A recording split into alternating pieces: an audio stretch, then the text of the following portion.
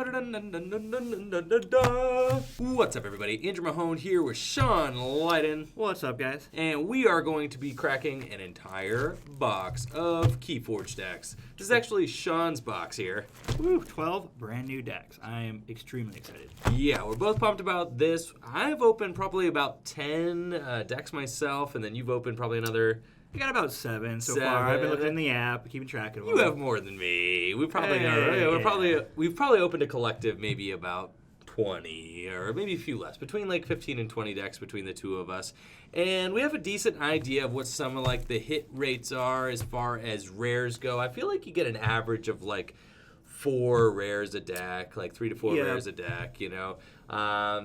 And I've seen as low as like 1 or 2 though. That's why I've seen some 1 or 2. Average is maybe 3. And the 2 or rares 3 aren't necessarily good from what I've noticed. They're just a much more different effect than what a lot of the other cards do in the game. Exactly. Some of the rares I've read are just bad. Yeah, for that's sure. just how it is. I'd rather have some random common than that. Exactly. And then there are other, I think they're called like special rares, things like the Horsemen and things like that. Yes. Neither of us have ever opened a Horseman Never deck. seen a Horseman. I haven't seen a single special rare yet, so I'm trying to maybe change that. And then Andrew's got at least 1 Maverick so far. Exactly. And then of all the decks we've opened, we've only seen 1 Maverick card. I think it was the Quixo guy. He was printed in Sanctum instead of his traditional house, which is Logos. So we're interested to see what we get here. We're not going to go through every single card in every single deck here in the box. The more important point of the video is going to be to show off maybe the hit rates for some of the rares, see if we get a Horseman deck, something like that.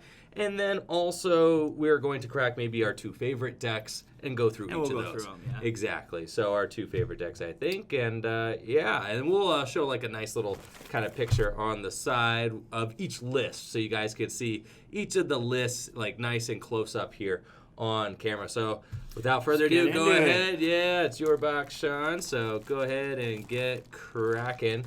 Sean and I each have like a favorite deck that we've opened so far that we consider to be like kind of like monster decks that are just like way better than all of the other decks that we've opened. All right. Well, let's see. Our first one here is it's a Time Warden. Andrew, you want to take a stab at the name there? We also need to share all the names of the decks, of course, because that's one of the most fun parts. This is the Pharaoh Poly Walker Talon Time Warden. Yes. Woo. The Pharaoh Poly Walker Talon Time Warden. Yes, excellent. And this is Shadows, Logos, and Dis. Seems promising. I like those 3 types together. I like the 3 types already. So, I mean, what do we got in here already? Surprised that there's no Time Traveler in here based on the name, but that has nothing to do with it. No, it really doesn't. Doesn't look too bad. It's got some interesting stuff. When I get Logos, the first thing I do is check for the mother count. Exactly, Logos. This one that I just opened is the Eeyore of Naga Flat. The Eeyore of Naga Flat. And it is Dis, Shadows, and Logos. That is super cool. Let's see, right off the top, we've got 2 rares in this one. And in that first deck that we opened, we also got 2 rares. So maybe I was a little high on my rare estimate of like 3 to 4. 2 seems kind of low. In the Logos here, we've got Strange Gizmo and Osmo the Martianologist. The Martianologist. Something that I always look for when I open a deck is I'm interested as to like how many mothers a deck has. I also want to see if it has the Time Traveler. And then what is the Time Traveler rare or a special rare? Time Traveler the one that partners with it. The one that partner with, I think it's Help from Future Self. Help from Future Self. That is a special rare, and I think it's always comboed with Time Traveler. I've never seen Help from Future Self not comboed with, specifically with Time Traveler. Well, I got a trivial spawn of Maverick. Okay, and what do you got in there? I got some End-Tamed, Brobnar, and Logos. Okay. Let's flip it over here. We got 1 rare, 2 rares. We got 4 rares in this one. 4 rares, okay. All right, it's got a Witch of the Eye. I like that one a lot in End-Tamed. Very cool. Very interesting, though. And in this next deck, this is the Precisely Brilliant Arsonist of Quonsite. All right, the Precisely Brilliant Arsonist of Quonsite. I think it is absolutely hysterical how they came up with all the names for these decks. It is like absolutely wild. My favorite deck is like the Par Pretender of Giant Harbor or something. I don't even know what it means. Mine is Violet, and then I couldn't tell you what the rest of the words are. Too complicated. At all. So we've got Brobnar, Shadows, and Dis here. I like that 3-card combo, the 3-house combo as well. Let's see. The Dis cards that are really good that we saw right off the bat. What are the 2 cards that are really good for Dis? You got Hand of Dis, and that destroys a creature not on the flank. So that one's pretty good. That one's really good. What's the Succubus is really good from Dis? Oh, yes. Your opponent draws 1 less card. Exactly. And then what is the card that limits your opponent to 2 cards played from I think Ember Imp or something like that? Ember Imp, something like that. That's a really good card as well. This deck that I'm looking at only has 2 rares also. So it's looking like maybe the average rare count's closer to 3 from what I've seen so far. And our rares here are Long Fused Minds and Shadows, and then also the Rogue Ogre in Brobnar. Okay. We haven't seen any special rares yet. We haven't seen any Mavericks yet either. That is true. Well, let's see. See if Bane's the Simple can match it here. I like how I'm getting the easy names. Yes, with you Shadows, are. Sanctum, and Logos. All right, how many rares do you have in that one? We got 2, 3 in here. 3 rares? No okay. mothers, though. All right, not into it. Not into it. Mother is I got quickly, one mother, yeah. Mother is quickly becoming one of our favorite cards. Just allows you to refill to 1 additional card during your draw phase. So super cool effect, obviously. And my favorite deck has 3 copies of Mother in it, so I'm regularly refilling during my draw phase to like 8 cards. It's really strong. Great card, and then even if it gets destroyed on the following turn, you still got an extra card for it. You do have that card advantage to start off your next turn. This deck that I have here is the Demolisher that conquers bones. I love this great name. That is a great deck name. The Demolisher that conquers bones. This deck is Untamed, Brobnar, and Dis. It does seem like a very destructive, strong kind of deck there, so very fitting. We've got, let's see, 1 rare, 2 rare, 3 rares. We've got 3 rares in this deck. Our Brobnar rare is Champion's Challenge. Our Dis rare is Pit Lord, and our Untamed rare is Fertility Chant. This does have a hand of Dis in it, as well as a couple of copies of Punch. We decided that we think that all of the Brobnar cards that just deal damage, just the action damage cards, are all mostly strong. They allow for some really explosive Brobnar turns, so I really do like that from there. And then, of course, Crump is pretty cool as well. A couple Save the Packs, and all right, Hunting Witch, too. We decided Hunting Witch seemed pretty good. That one's good, yeah. Yeah. Awesome stuff there. 6 decks in. We're halfway through. What do you got there, Sean? I don't know. All right, V Grim. He's a selfish scribe. That's all I have. He's a selfish and scribe. we're in the middle of that. I'm not going to admit. Let's see. This is Gonna V do Grim, the Crucicorners Selfish Scribe. Crucicorners, yes. Crucicorners, yes. Crucicorners, All right. Let's hope selfish this deck's scribe. not too good. I don't want to play with it. Yeah. All right, we got Dis, Logos, and Untamed. Very cool. So we got, 2 rares in this deck. Got some good discards in here. Got a lot of very interesting Untamed cards. We got Dust Pixie, which when it comes into play, you just get 2 Amber. Yeah. And then I believe a Dew Fairy, which when it reaps, it can reap it. You gain 1 when you reap it, so you end up getting 2 per reap. That is super cool, and it's crazy. Like, I feel like I've seen a decent number of cards at this point, but I still don't have a firm grasp of like every single card in the game. There's still so much more to learn about KeyForge for me, anyways.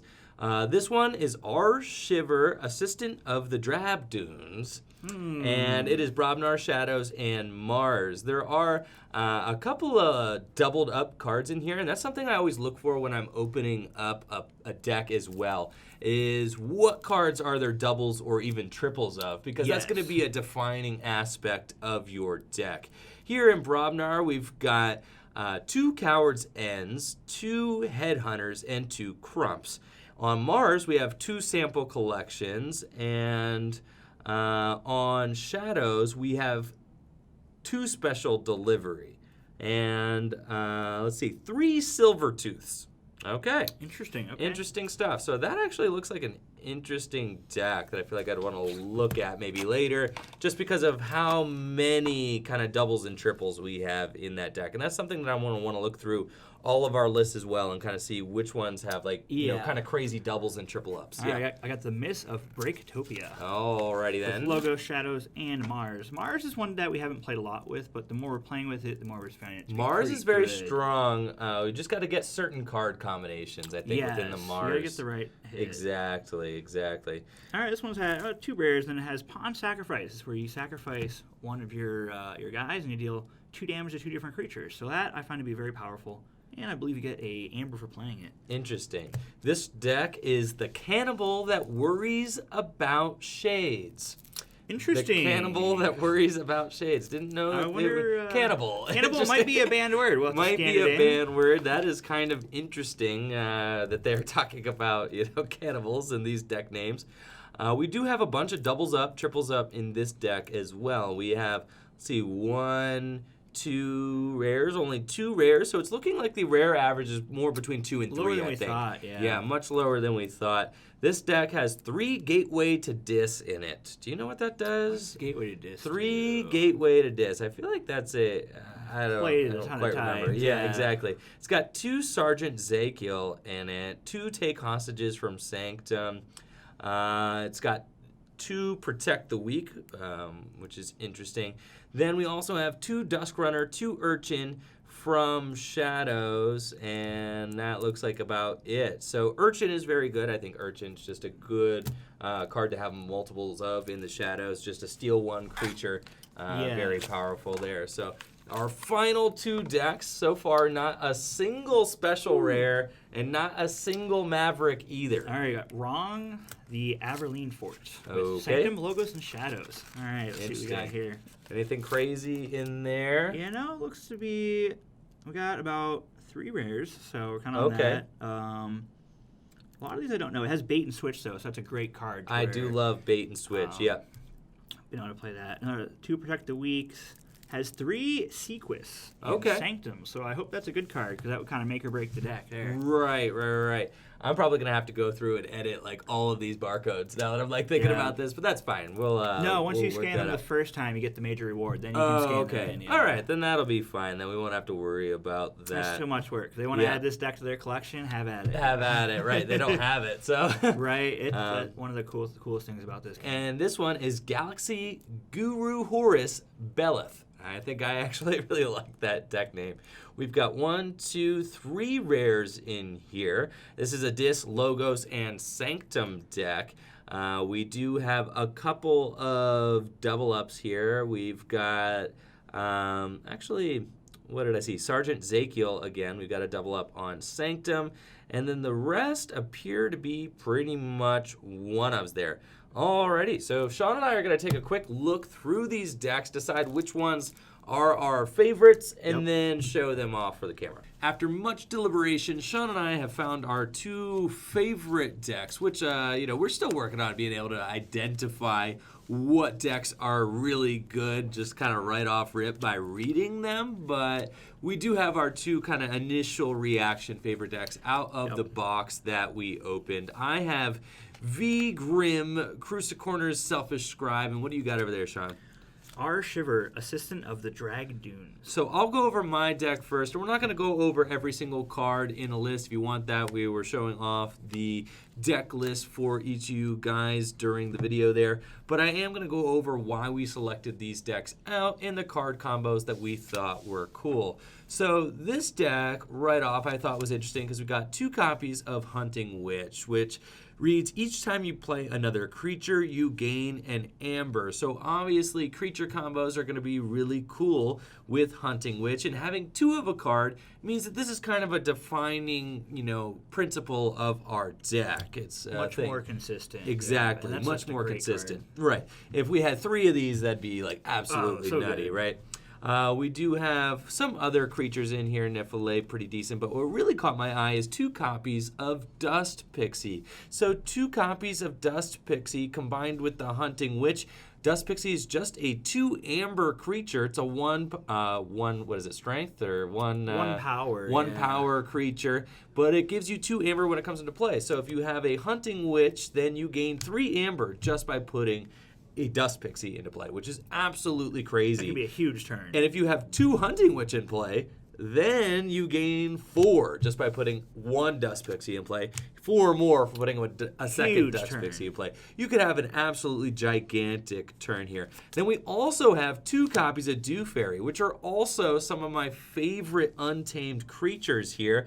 They have elusive, and when they reap, they gain 1 as well. I'm a huge fan of those. So our untamed faction is just looking really strong, really consistent here so far. Then we've got 1 copy of the Chorta Hazri, right? Which is crazy because when you play it, you lose an amber. If you do, you may forge a key at current cost. So good. So good. Sean and I were talking about that because forging a key on your own turn's great, because one of the defining principles of the game is that you gain on this amber during your turn, then your opponent probably is going to respond with shadows or by capturing it somehow with Dis, or just attacking your amber with Brabnar somehow. You know, there's just a lot of different cards that attack your amber. So this deck appears to be able to accelerate amber very quickly with the Hunting Witch. Then you can forge a key during your own turn. Right then and there, be done with it. And then your opponent doesn't even have the opportunity to respond. And I really love that. We also have a copy of Ancient Bear in here. Cool. Great beater. You know, Troop Call, Key Charge, and Grasping Vines. And Grasping Vines is just a really neat card here. Return up to 3 artifacts to your opponent's hand. And then Key Charge, lose 1. If you do, you may forge a key at current cost. Yep. Another copy of that effect right there. Exactly. Yeah. So we've got 2 cards in here that allow us to forge keys at current cost. So our untamed turns just look like they could be absolutely explosive, and this was the major reason that I decided to pull this deck out, is just because that Untamed faction is absolutely nuts and has the potential to be very quick forging keys. We also have 2 copies of Titan Mechanic. While Titan Mechanic's on a flank, each key costs -1. So if your keys were already easy enough to forge there, making a bunch of amber. you can make them even cheaper with Titan Mechanic on a flank. That does benefit your opponent as well, so it's something to think about, but I thought it was interesting. Then we do have my favorite card probably in the game right now, 1 copy of Mother. My favorite decks are always going to have a copy of Mother in there. And then the cool rare card, I thought, I have actually never seen this rare card before. It's just a 1-power creature, and when you play it, you take control of an enemy flank creature until Heartland Mindlock leaves play. That's pretty cool. It makes them answer that right away. Exactly. If they want that creature back. Really love that. Then we've got 2 kind of staple logos cards that I think are incredible as well. Phase Shift, allowing you to play 1 non-logos card this turn, and Library Access, which just allows for some really big explosive draw turns as well, allowing you to draw a card every time you play a card that turn. That about wraps it up for the logos. So I thought that there was just some pretty decent logos cards in there. I'm really impressed by the Untamed. The Untamed was my favorite part of that deck. Then we also have Dis, just with some pretty standard Dis creatures here that we pulled out. Yep, some pretty, straightforward stuff. Dominator Bobble, I think that's really cool, allowing you to just use a friendly creature even on your Dis turns.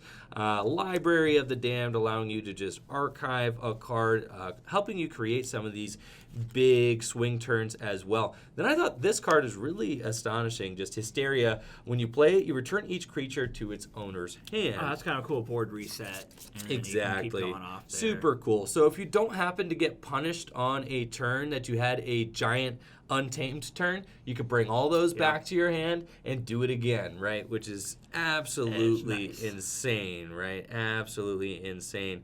Then I also really love just Hand of Dis, destroy a creature that is not on a flank. Really, I think that's one of the best removal spells. Exactly. Really powerful card there.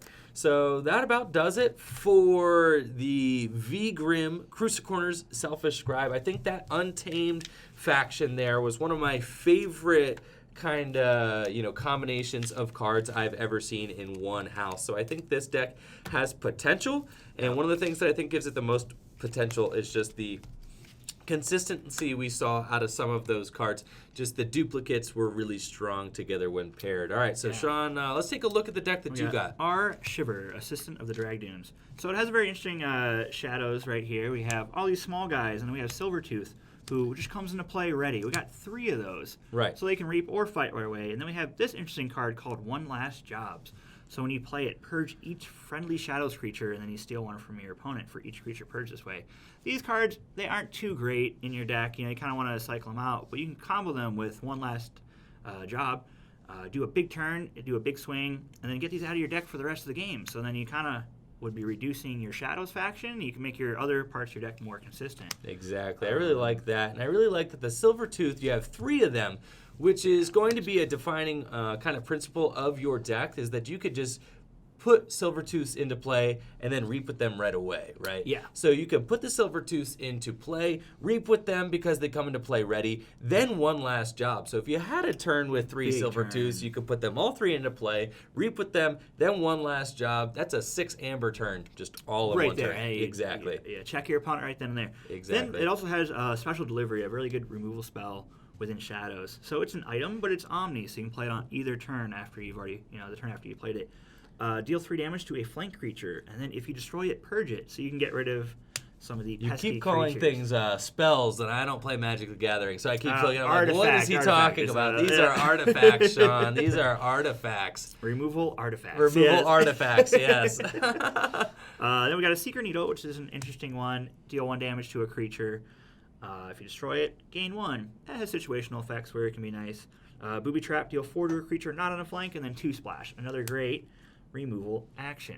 So I thought the coolest thing about this Shadows house here is that we got the 3 Silvertooth. That's going to be a defining principle of your deck, is that these could always come into play ready and just go. Just creating some explosive turns, which is really cool. Yep. And then that one last job is a rare card. That was pretty neat as well. Sean and I were actually blown away. We didn't get a single special rare card. Or Maverick or Not anything. a single Maverick either in the entire box. So we're going to have to open another box eventually. You'll probably see another box opening come up. We're going to try it again. Exactly. We're going to have to roll this again. All right. And what do you got in your Mars faction We got a bunch here? of Mars stuff. And these, I haven't played with as much. But, this one, when it fights or reaps, it deals 2 damage to a creature. It's if a you strong destroy creature. it, That's just you a strong purge it. creature, yeah. Purging, I think, is one of the most powerful mechanics in this game because It is. it just gets it out. A lot of times, the games I've played, you will cycle through your deck. For sure, because there's lots of draw. And when you're refilling the 6 at the end of every turn, that is powerful draw. Yeah. Especially in a 36 card deck, right? Yeah, it's very powerful. And then our rare here is this little 1 power guy. He's elusive, but when you play him, your opponent loses 1 for each other friendly Mars creature. And all the Mars creatures, we got so many right here. So that's his action, right? So he has to That's be his in action. play for a turn, survive, and then his action is your opponent loses an amber for each other friendly Mars creature. And you do have lots of Mars creatures. Tons of Mars here. creatures. Exactly. This one, your opponent's keys cost 1 more. That's an interesting ability. For sure. And there then- are just a ton of Mars creatures, so that could come into effect. Yep. Yeah, and then even like this Crystal Hive. right here. So it's an action, and then for the remainder of your turn, gain 1 each time a creature reaps. So you can get some extremely powerful turns for Mars turns. For where sure. you That's can an really artifact, do a so lot. that stays in play, right? Squawker, ready a Mars creature, or stun an non-Mars That's just creature. a powerful card. Yep. Sure, yeah. Yep. Soft landing, and then when you play it, you get your next artifact or creature comes ready. And then the card that me and Andrew really think was interesting was this sample collection. And you have 2 of them in this, which 2 of is them super here. cool. Yeah. And you put an enemy into your enemy creature into your archives for each key they have forged. And then if it ever leaves your archives, they get it back to their hand. But nothing in this deck has anything to do with really the archive. nothing to do with the archives. Yeah. So I'm going to take it. I'm going to keep it there for the entire game. For the entire game. It might as well just be an action that essentially purges an enemy creature if your opponent has forged a key. So it's not good at the beginning of the game, but the mid to late stages of the game can be very strong. Huge blowouts. Just completely removing something from play.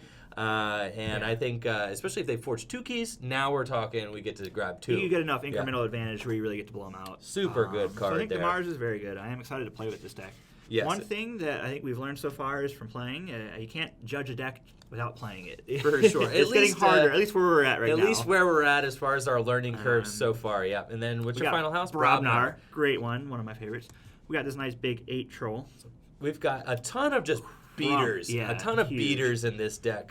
Just a bunch of Crumps, a troll. These headhunters, when they Headhunters. fight, you gain 1. Exactly. The Ganger Chieftain. Love that card. One of the best Brobnar cards, hands It down. really is, When you yep. play them, ready and fight with a neighboring creature. Exactly. That's just its All play these big effect. beefy guys, you're gonna want to fight with these. For sure. Pile of skulls. So that was our rare in the deck. Each time an enemy creature is destroyed during your turn, a friendly creature captures one. That's kind of an interesting effect. Kind of keeps them off stuff, forces them to deal with these bigger guys. We got this Gauntlet of Command, ready and fight with a friendly creature. Follow the Leader. Incredible card. We talked about this is a pretty creature-heavy deck. We've got all those Shadows creatures, right? Yeah. Which would be cool. We've got all of those Mars creatures. Tons of Mars creatures. And then Follow the Leader. For the remainder of the turn, each friendly creature may fight. So super cool. That's great. Then we have 2 Coward's Ends, which I think is one of the most powerful cards in this game. It's one of the more powerful cards in the game. Destroy each undamaged creature, gain 3 chains. Yeah. So pretty crazy stuff. These Brobnar creatures all want to fight, so they're probably going to have damage on them. A little bit of damage on them. Exactly. And then sometimes you just want to reset the board if you're not doing so well. Exactly. And you got 2 of those. The 3 chains pretty manageable. So I think that's something.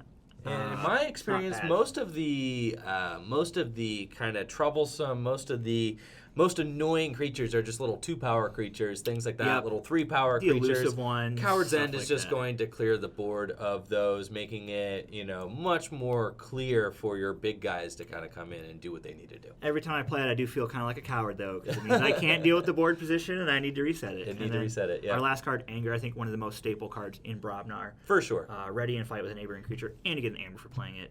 Or Yep. with a friendly creature, yeah. So just from kind of looking at things, I'd say our average rare count was more hovering between 2 and 3 per deck. Yeah. 2 and 3 per deck. I didn't see any that I think only had 1 rare. Actually, is this deck the deck that I chose? Does it only have... No, the deck that I chose has only 2 rares in it. And then your deck that you chose... 3 in it. 3, yeah. I think the average rare count's between 2 and 3 per deck. And then we've got kind of blowout numbers on the special rares and the Mavericks, 0. And it's not a trading card game, so there aren't guaranteed ratios within a box, but we're going to keep opening them just to get more decks, something to play with, and we'll let you know how it goes.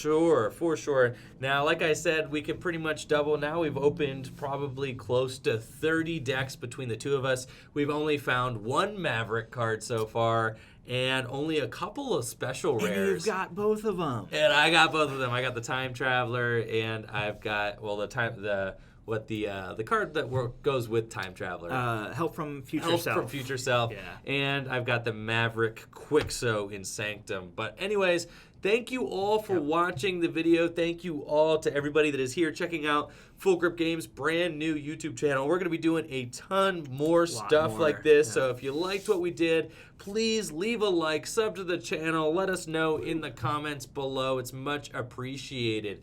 Peace.